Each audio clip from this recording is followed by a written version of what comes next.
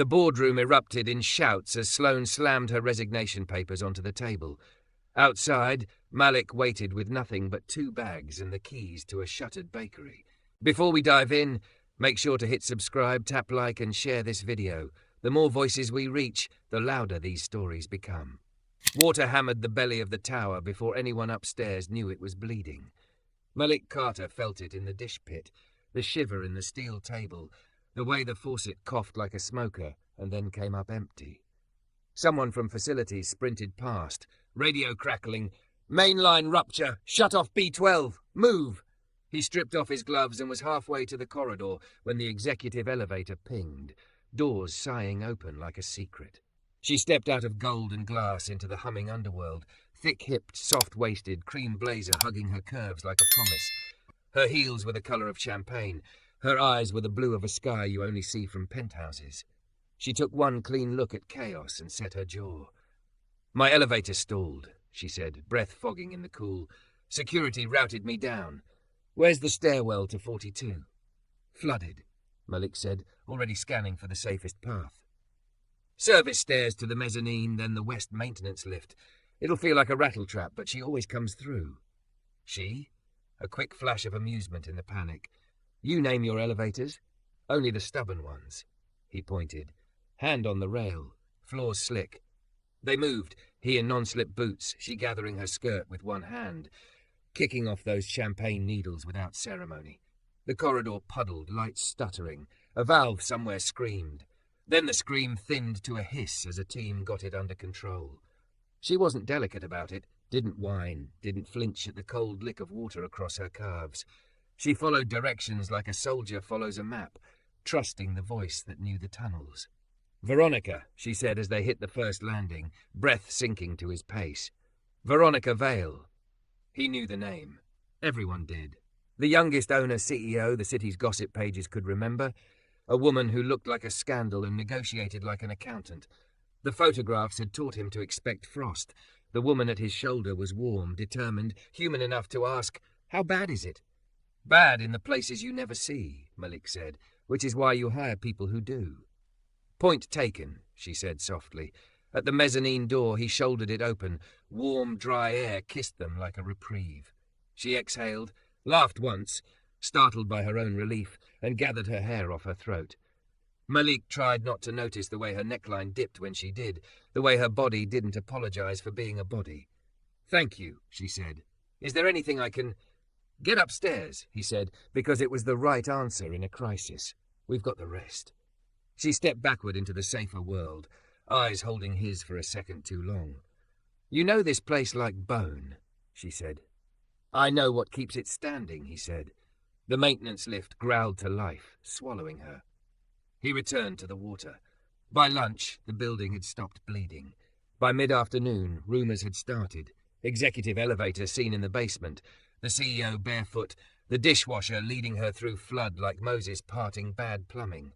By evening, the tower had turned itself back into a palace with a short memory, and Veronica Vale was a rumour again, shimmering above floors of work like a mirage. Except the rumour found its way to her office. It arrived in the form of quiet gratitude from a facilities manager, in a note on her desk from security, with a list of where the pipes had held and where they had lied, and in the dull ache of a question she hadn't asked herself in years. What if knowing the profits isn't the same as knowing the building? The sun slid down the glass canyon. Veronica tried to press her mind against the Yamamoto deck, columns and contingencies, but numbers blurred. Her reflection in the window stared back, a woman the world read as carved, composed, untouchable. The truth was in her bare feet drying on a mezzanine, in the steady voice that had said, "Keep your hand on the rail." At 9:18 p.m., the fortified silence of the 42nd floor became unbearable. She pushed back from her desk, left the jacket draped over her chair, kept the black knit dress that loved her body too well for magazine editors, and took an elevator the other way. The basement corridor had already reset itself. Mops hung to drip, fans purring like faithful dogs. The break room door was propped with a trash bin. Veronica hesitated only as long as pride could justify, then stepped in. It was smaller than she'd imagined, brighter too. A corkboard cluttered with overtime swaps and a recipe for conchas in a grandmother's slanted hand, a scuffed table, 2 dented vending machines. Malik sat under a humming light, textbook open, pen tapping against a column of small numbers as if patience had a rhythm. He looked up. The defenseless thing that crossed his face didn't fit any category she recognized from boardrooms. Surprise, yes, and something equal parts tenderness and warning. "Veronica," he said, standing out of habit, out of respect, out of something he'd never let this building take from him. "Everything holding upstairs?" "Stable," she said. She lifted 2 paper cups. "I brought peace offerings, one with sugar, one without." He laughed, the sound dropping the room's shoulders. "You guessed right." He took the unsweetened, lifted it in a small toast, to the stubborn elevator. "May she rattle forever," Veronica said, and sat across from him. They made a strange picture, the billionaire and the dishwasher in a pool of fluorescent light. It could have been a cliché. It wasn't. She asked about the map of pipes she'd felt under her feet. He sketched it on a napkin with a blunt pencil, hands sure, voice low. He asked about the Yamamoto deck. She told the truth. Her father would have known instinctively how to bow and when to speak. She had the instinct for neither and the pride to pretend. "What if you don't pretend?" Malik asked. "In my world," she said, "not pretending gets called naive, or worse." "In mine," he said, "pretending gets you burned." She watched his mouth shape the words. Not perfect. One front tooth tilted, a scar at his lip like a comma, but when he smiled, something in her unlatched. He was handsome in the way work makes a man handsome, forearms firm from lifting trays, neck cut with effort, the quiet concentration of someone who nurses a small flame and calls it future. "What are you studying?" she asked. "Accounting tonight," he said, tapping the book. "Economics most nights. I'd like to build a kitchen that feeds a neighborhood and pays for itself." "Charity?" she asked, interested, not mocking. "Dignity," he said. "Different math." She leaned in despite herself, cleavage rising with her breath, and he glanced away to be decent, then back because decency wasn't the same as distance. He showed her a pencil map of a revenue loop, anchored to sliding prices and classes in the back room. She saw an elegance his professors might not. She saw, with a jolt, a version of herself that wanted to fight for an oven instead of a ticker. Her phone buzzed, a text from Richard Keene, all polish and inevitability. "You're a legend, V. Dinner Saturday?" Her chest went cold, then hot, then bored. She silenced the phone and looked at the man in front of her. "Thank you," she said, and meant the coffee and the napkin math and the steadiness and the way he hadn't once treated her like a headline. For earlier. For now. "You're welcome," he said, and meant the stares and the listening and the fact that for the first time all day she looked like a person who could sleep. She stood. The chair scraped. For a sliver of a second they were too close. His breath warm, her perfume a low sweetness, the salt of dried flood on both their skin. Electricity snapped like a small flag between them. She didn't kiss him. He didn't ask her to. "Good night, Malik," she said. "Good night, Veronica." In the corridor she put her shoes back on, felt taller, felt foolish, felt alive. Upstairs numbers would wait like obedient dogs. Down here in the hum and rattle, something had woken that no forecast could price. On the elevator ride up, she watched herself in the mirrored wall, hips full, mouth soft, eyes bright with something dangerously like hope, and said to no one and to him, "I know what keeps me standing." Rain pinned the evening to the sidewalks, a silver net slung from streetlight to streetlight. Sloane left the 42nd floor with her blazer draped over her arm, the black knit dress hugging her hips like a dare she'd finally learned to accept.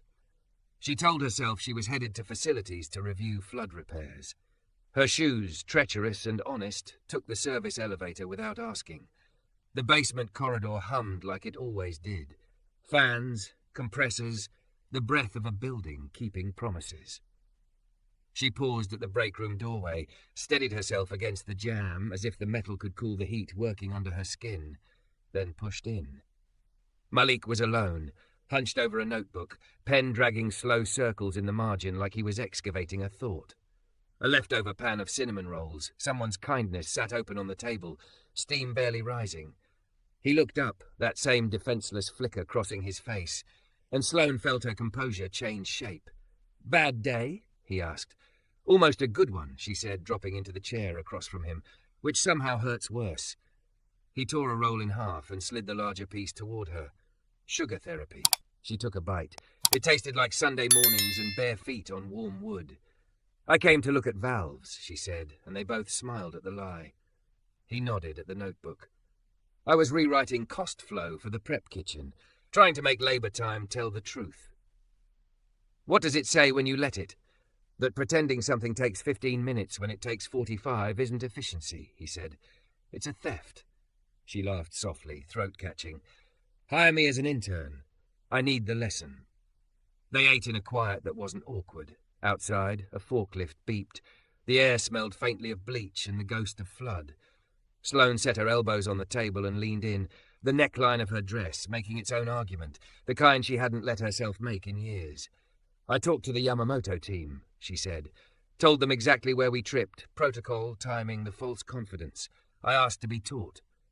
And? They bowed, she said, wonder skimming the word. We drank tea. I left with no signature, and the feeling I might have gained something cleaner than a contract. Trust is slower ink, he said.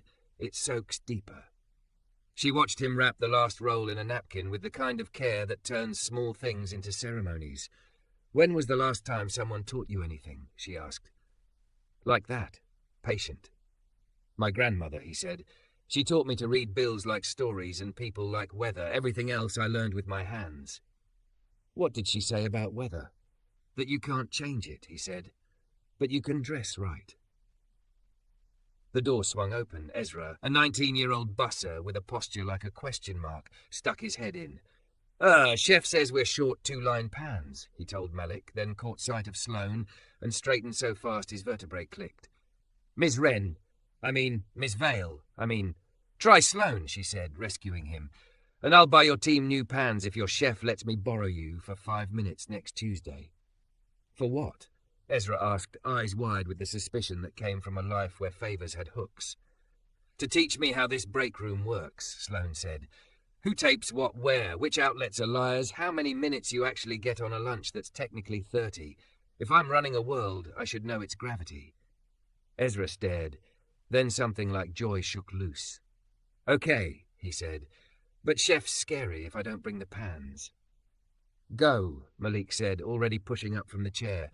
Back shelf, third from the right, the ones with the elbows bent wrong. We'll fix them tomorrow.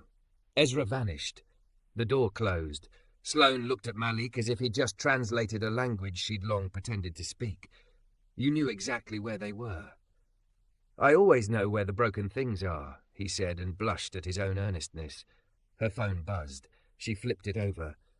A message from Richard bled across the screen. Dinner tonight. Reservations at Lark. Wear something catastrophic. She set the phone face down and slid it away like a plate she didn't want. They'll come for you, Malik said quietly. Not just him, the board, the family, people who call you by your last name like it's a leash. They already called, she said. My aunt came with scones and policy. The chair scheduled an informal check-in. My mother left a voicemail that smelled like mothballs. What did you tell them? That I was busy, she said. Learning valves, he smiled. His eyes warmed into that soft bright she was starting to crave. Stay busy, he said. Keeps them from building cages with your calendar. The fluorescent light hiccuped, the room blinked. Sloane felt a clean, achievable impulse, like stepping off a curb you trust. Come upstairs, she said. He glanced at the ceiling. I don't belong up there. It belongs to you more than they admit, she said. I want your eyes on my floor, your feet on those carpets. I want you to tell me what's quiet wrong. You'll see it faster. Quiet wrong? The things that don't break loud but bend people, she said. The sliver under the nail we call culture. He studied her for a long breath, then nodded. All right, he said. 1 minute as a consultant. Unpaid, so no one can fire me twice. They rode the service elevator to the executive level, the box rattling as if it were deciding whether to permit this crossing. Sloane kept her shoulder near his, not quite touching heat-mapping heat. On the 42nd floor, the air changed. Still, expensive, conditioned to flatter silk. Malik stepped out like a man entering a museum and refusing to whisper.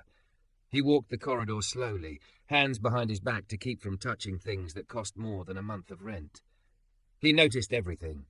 The way the receptionist's chair was a half-inch too low for her desk. The refrigeration under the espresso bar humming at a frequency that made concentration harder. The framed mission statement with 3 verbs that demanded rather than invited. "Here," he said, stopping beside a glassed-in conference room. "Stand where I'm standing." Sloane did.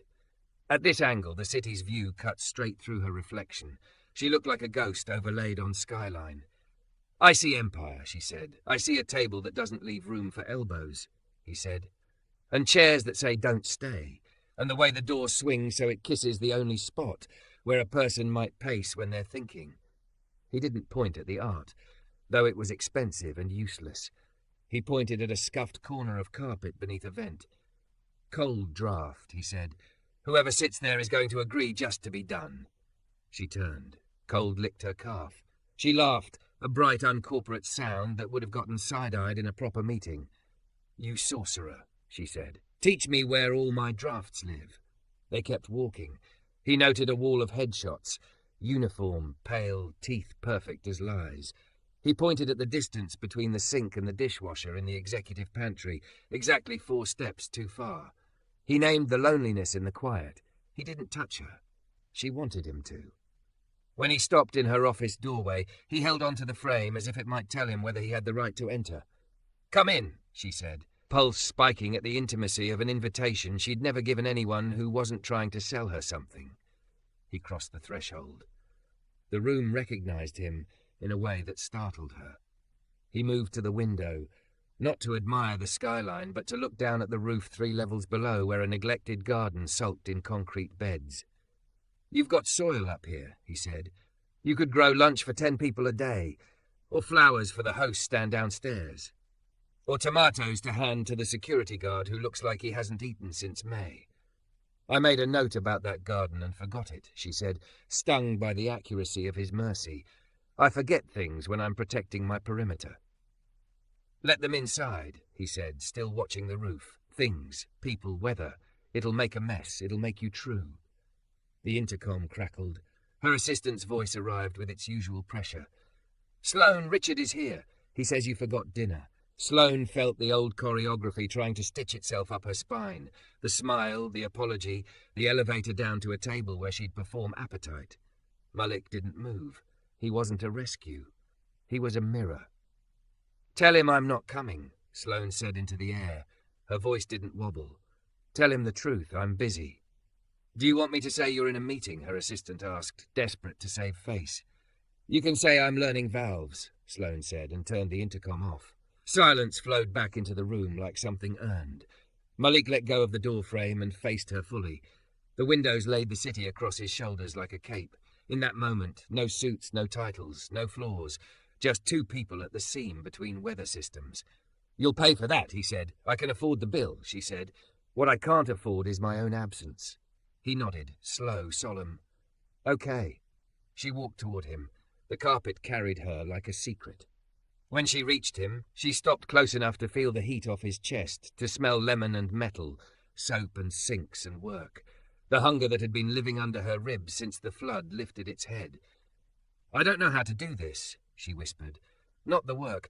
I can fight a boardroom and write a deck in my sleep. I mean the part where I don't apologize for wanting." "You start," he said, voice roughened. "You keep starting." So she did. She lifted her hand and touched his jaw, thumb grazing the ragged comma of his lip. He closed his eyes like a man finding shade. When he opened them, he didn't ask permission again. He stepped the last inch and kissed her, gentle first, then honest. She met him with a sound that had been waiting in her for years. It wasn't long or cinematic. It was exact. It was the world making a new room around a mouth.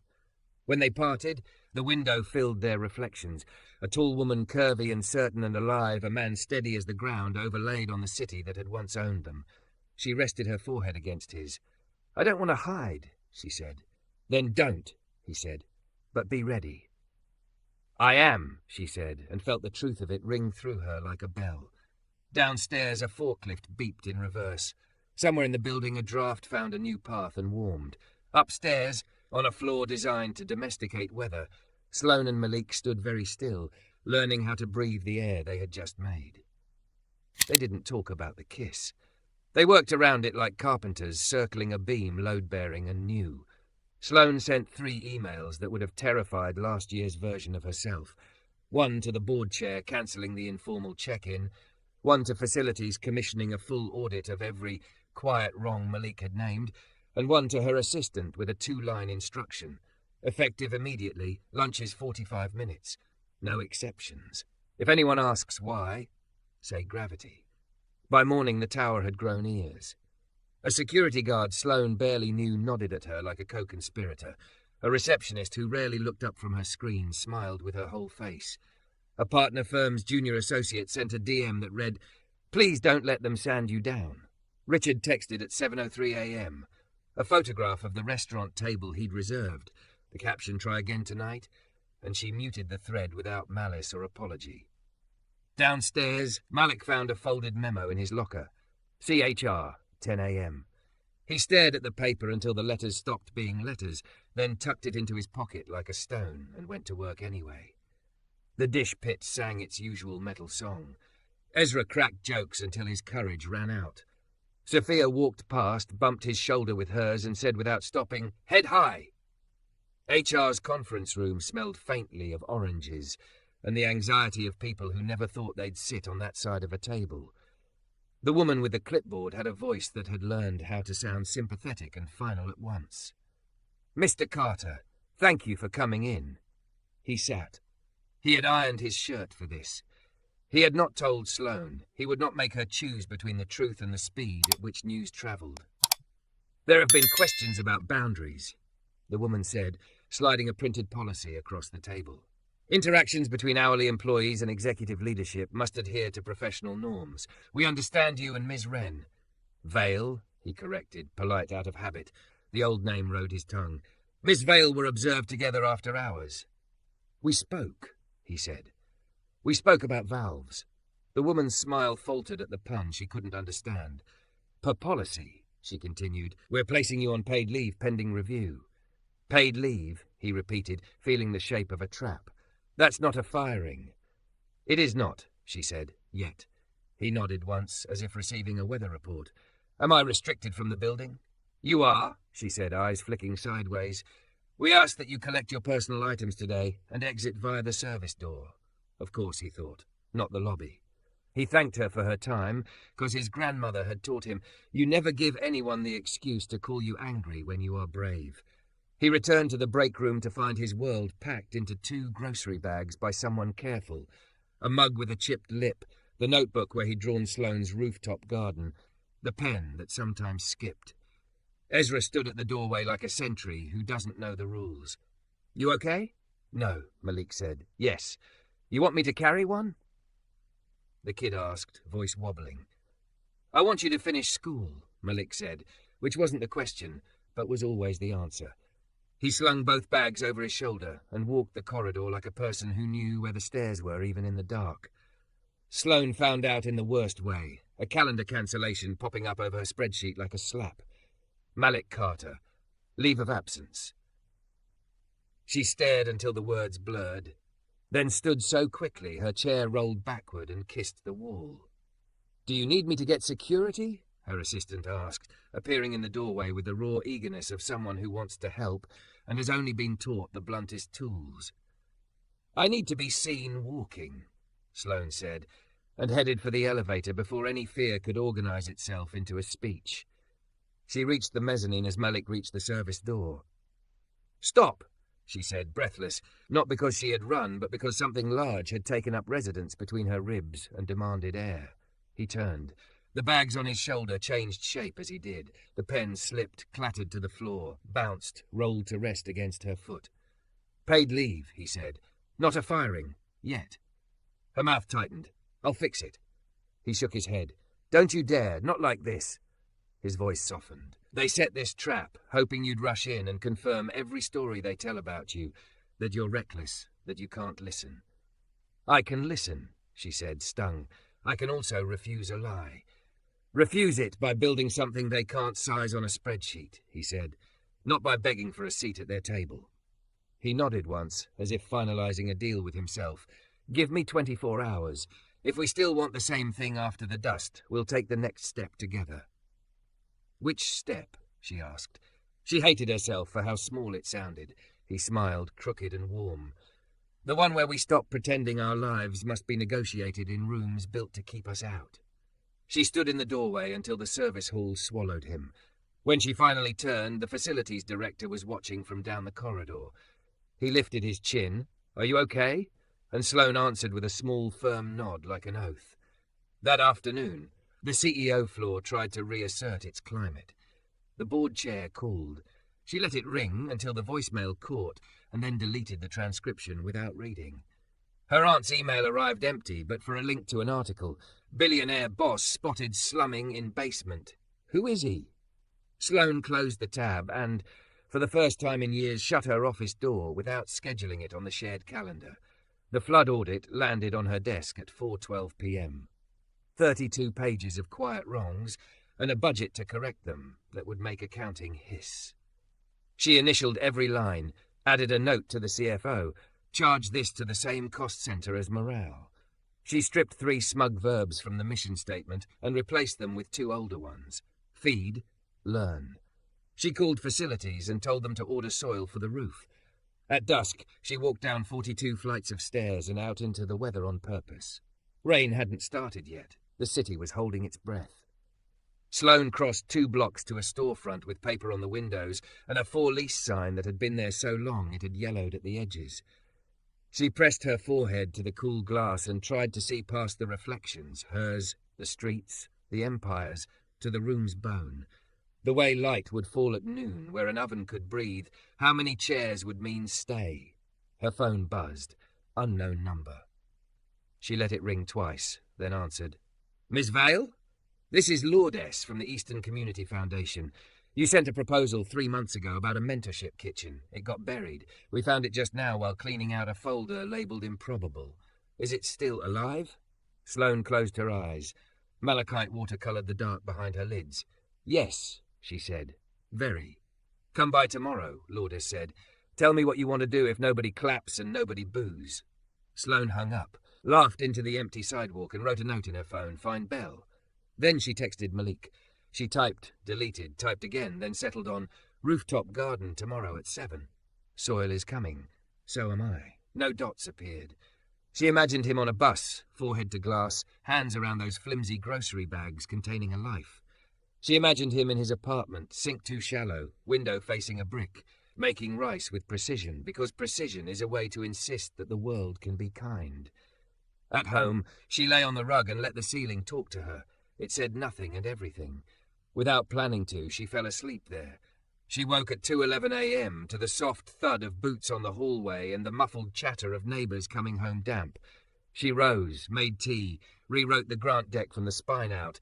No hunger porn, no halo, just the math of dignity. She didn't mention her title once. Morning found her in sneakers and an old sweatshirt that refused to stay on one shoulder. She took the stairs because she wanted to earn the roof. The industrial door groaned like a man waking from pain. Beyond it, grey sky, wet planters, wind snagging on rusted trellises. She stood at the parapet and let the city's noise come up like a tide. Footsteps. She closed her eyes and didn't turn until she felt his heat at her shoulder. "You came," she said. "I said 24 hours, he said. "It's been 23.5. I couldn't wait." They stood without touching. The roof was a mess. It was a promise.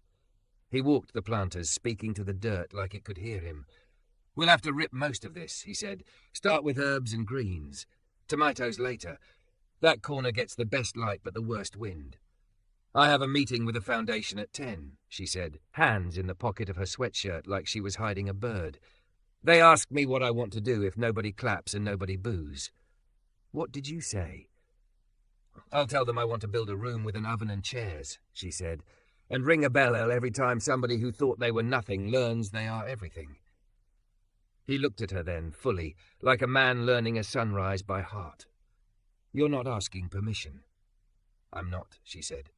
He moved closer, not to kiss her, though she wanted that with the ache of a good wound, but to take her hand and place it flat against the cold lip of a planter. "This is where we begin," he said. "Not in their rooms. Here, with soil." She laughed, the sound cracking into light. He laughed too, a little shakier. The wind shifted, tasting like rain and courage. Somewhere below, the building cleared its throat and learned a new note. "Without you," she said, the old sentence wanting its ritual. He shook his head. "Say it different," he murmured. "We've earned better conjugations." She tried again, voice steady as weather. "With you, I'm everything I decide." He nodded. "With you, I'm the man who builds tomorrow." They watched the sky think. When the first drop landed, fat and decisive, they didn't run. They tilted their faces up like believers and let themselves be watered. The rain didn't stop them. By the time Sloane and Malik came down from the rooftop garden, their hair was plastered, their clothes stuck damp to skin, and the world above the mezzanine had already started whispering. Security had clocked their silhouettes on the roof cameras. HR was drafting its follow-up letter. The board chair had written her name twice on a notepad, heavy ink grooves that bled through the paper. But in the service stairwell, none of that mattered. Malik carried her sweatshirt because she was shivering, and Sloane carried his notebook because he was soaked through, and between them was the kind of silence that feels earned, not empty. At the bottom step, a voice startled them. "Miss Vale." It was James Mitchell, head of security, suit pressed even in a storm. His jaw was tight, his clipboard tighter. "You need to come with me." Sloane squared her shoulders. "If this is about the cameras, I'll save you the trouble. I was on the roof with Malik. We were discussing soil and survival. Neither is against policy." James's mouth flickered. "Policy bends where power applies. And right now the board is watching. They've scheduled an emergency session at noon." He glanced at Malik. "As for you, Carter, I suggest you leave the premises. Discretion is the only mercy I can extend." Sloane stepped between them. "He stays until I say otherwise." "No," Malik said gently, placing his hand on her arm. His touch was heat even through the wet fabric. "I won't give them the pleasure of dragging me out. I'll go on my own feet." Their eyes met. She wanted to scream, to grab his hand and run. Instead, she nodded once, proud even as her throat burned. Malik left through the service exit without looking back. By noon, the 42nd floor felt like a courtroom. The board sat in a half-circle, Richard Keene lounging at the end with the smugness of a man who believed history was bending his way.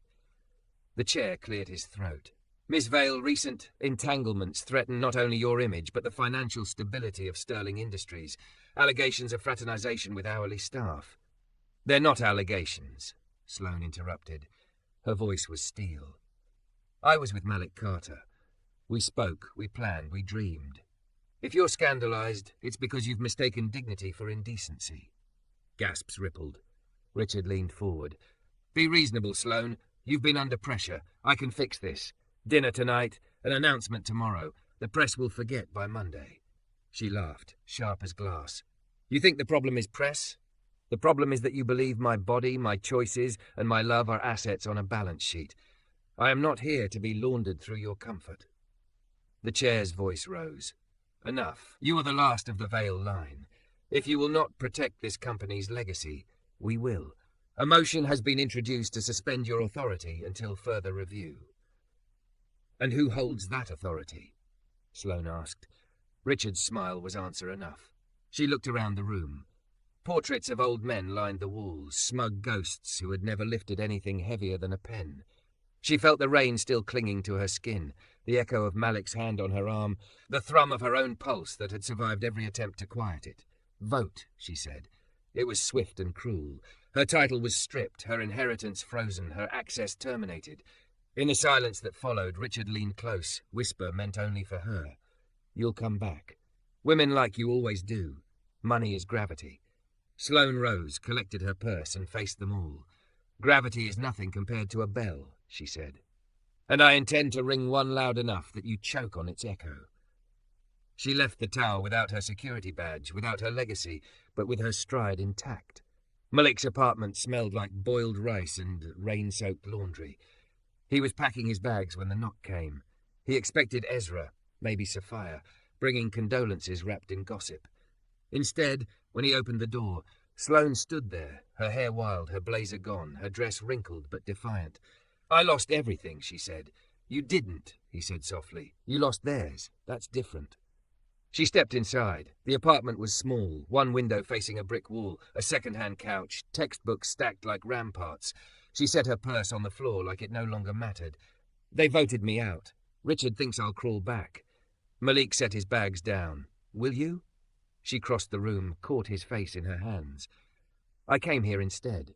He closed his eyes, let her kiss him, let the city fall away. When they broke apart, she rested her forehead against his. Without you, she whispered, trembling, I'm nothing but a ghost of their empire. With me, he answered, steady as stone, you're everything you decide to be. Tears came hot, not weak. She kissed him again, longer this time, as if sealing a contract written only in breath.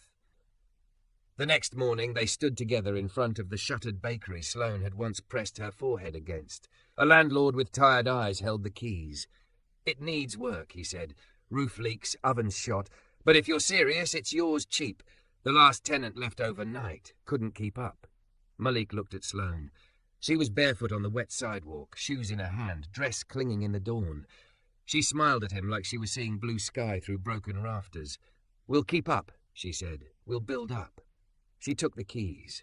The door groaned open. Dust greeted them like an old friend. Inside, the air smelled of flour long vanished and dreams half-baked. Malik set his hand on the counter, Sloane on his arm, and together they stepped into a room that wasn't an empire, but might be a kingdom built on bread, honesty, and a bell loud enough to wake the city. The first weeks in the shuttered bakery were all splinters, dust, and exhaustion. The roof leaked in 3 places, the oven wouldn't light, and the old tile floor was cracked like a broken smile. Sloane showed up in ripped jeans and paint-streaked sweatshirts, her hair pulled into a wild knot, her curves smudged with flour instead of draped in designer fabric. Malik worked with his sleeves rolled, muscles straining as he tore out rotten shelving and hauled trash to the curb. Neighbours stopped to stare. Some whispered, some smirked, some brought tools or leftover paint. One woman from the laundromat next door pressed a bag of sandwiches into Sloane's hands and said, If you're feeding people, we'll be here. Sloane nearly cried in the doorway before she laughed, shaky and full. Inside, Malik had spread his notebook on the counter, pages filled with numbers, arrows, and looping ideas. We can't open fancy, he said, pencil tapping, but we can open honest, 1 meal at a time. Pay what you can. If you can't, wash a pan. Everyone eats. Sloane leaned on the counter beside him, tracing her finger over his plans. You talk like this place has been waiting for us. It has, he said simply. So have I. Nights were hardest. They'd collapse onto the couch Malik had dragged from his apartment, too tired to move, their bodies dusted with sawdust and sweat. She'd rest her head on his chest, listening to his heartbeat, wondering how she had ever thought boardrooms were the measure of life. He would kiss her hair, whispering, Tomorrow we fix the sink. Tomorrow we paint. Each tomorrow felt like a vow. By the 3rd week, the oven roared back to life with a cough and a blast of heat. They baked their first loaves of bread, pulling them out golden and uneven. The smell wafted into the street, drawing a crowd. Sloane cut slices, handed them out with butter, and watched as strangers bit into bread that tasted of smoke, effort, and beginnings. A little boy licked crumbs from his fingers and shouted, Best bread ever! His mother laughed, and something inside Sloane cracked wide open. This laughter, this warmth, felt richer than any contract she'd ever signed. But not everyone was happy. Richard Keene appeared one afternoon in a spotless suit, leaning against a black car like a man posing for a magazine spread. He stepped inside, nose wrinkling at the smell of yeast and paint. This is what you left for? He sneered. A drafty hole and a dishwasher? Malik bristled, but Sloane touched his arm, steadying him. She faced Richard squarely, apron dusted with flour, curves unapologetic under her faded shirt. Yes, she said, this is what I chose. Bread, community, and a man who knows how to keep the world standing. Richard's smirk faltered. You've ruined yourself, Sloane. They'll laugh at you. Let them, she said, voice like steel. At least I'm laughing too. He left with his jaw tight, muttering about wasted legacies. Sloane turned to find Malik watching her, pride gleaming in his eyes. You didn't flinch, he said. I had no reason to, she replied. I'm finally where I belong. Word spread faster than Richard's gossip. The cafe opened quietly on a Friday morning with mismatched chairs, chalkboard menus, and the brass bell they'd hung above the door. Sloane rang it once, the sound echoing down the block, deep and clear. People came, neighbours, night shift workers, mothers with children, students with empty wallets. Some paid, some didn't, but everyone ate. Maria, once Malik's student from GED lessons, stood behind the counter smiling as she served coffee. Ezra bussed tables, taller and more confident than the boy Sloane had first met in the basement. Sophia brought trays of her grandmother's recipes to add to the menu. The place hummed like a heartbeat. During the rush, Sloane moved through the cafe with trays balanced on her arms, hips swaying, cheeks flushed. She laughed freely, her curves no longer something the world owned, but something she carried with pride. Malik worked the kitchen, commanding the chaos with calm authority, his hands moving as if the knives and pans had always belonged to him. In the evening, when the crowd thinned, Sloane stood in the doorway and looked at what they had built. Not an empire, not a tower, but a home for anyone who needed one. Malik came to her side, wiping flour from his forearms. "Do you regret it?" he asked quietly. She turned to him, eyes shining. "I regret not doing it sooner." He pulled her close, hands resting firm on her waist. "Without you," she whispered, voice trembling, "I'm nothing but a ghost of their world." "With me," he murmured, kissing her temple, "you're everything you were meant to be." The bell rang again, a late customer slipping in, and Sloane smiled. Tomorrow there would be more bread, more laughter, more battles. But tonight, in Malik's arms, she finally understood what it meant to live a life she had chosen, not one chosen for her.